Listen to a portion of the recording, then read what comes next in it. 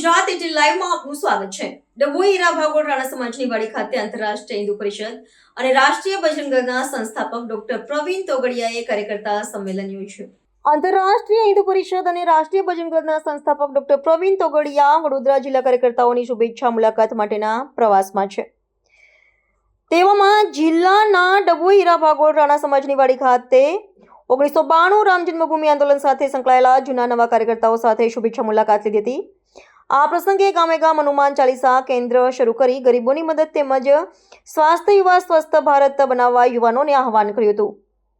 દીકરીઓની સુરક્ષા માટે ઓજસ્વીની મહિલા કેન્દ્ર થકી કરાટે તેમજ સ્વબચાવ અંગે તાલીમ શરૂ કરવા માટે દીકરીઓમાં આત્મરક્ષા માટે મનોબળ પૂરું થાય તેવી વ્યવસ્થા કરવામાં આવી હતી। કાર્યકર્તાઓની સૂચના આપી હતી। વિશ્વનો સૌથી મોટો ધર્મ સનાતન છે। આજની યુવા પેઢીમાં સનાતન ધર્મ પ્રત્યે જાગૃતતા લાવવા માટે ધરતી માતાને નમન, રોજ પોતાના ઈષ્ટદેવનું પૂજાપાઠ, દેવદર્શન અને માતા પિતા પ્રત્યે આદરભાવ સાથે નમન કરી રોજિંદા કામે જવા સૂચન કર્યું હતું। બજરંગ દળના કાર્યકર્તાઓ ખૂબ મોટી સંખ્યામાં ઉપસ્થિત રહ્યા હતા। આ પ્રસંગે ડભોઈના સાધુ સંતોમાં પુરાણી સ્વામી સહિત મોટી સંખ્યામાં કાર્યકરો ઉપસ્થિત રહ્યા હતા।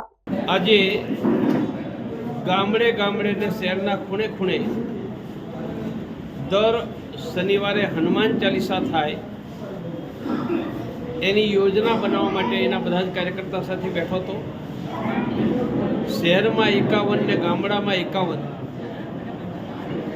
હનુમાન ચાલીસા કરવાનું બધા કાર્યકર્તાને લક્ષ્ય આપ્યું।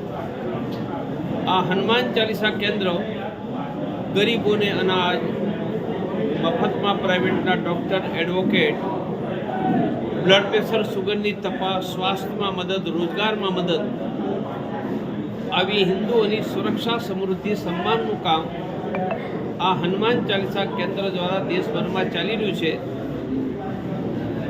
વડોદરા જિલ્લાના ગામોમાં 173 જગ્યાએ હનુમાન ચાલીસા ચાલે છે।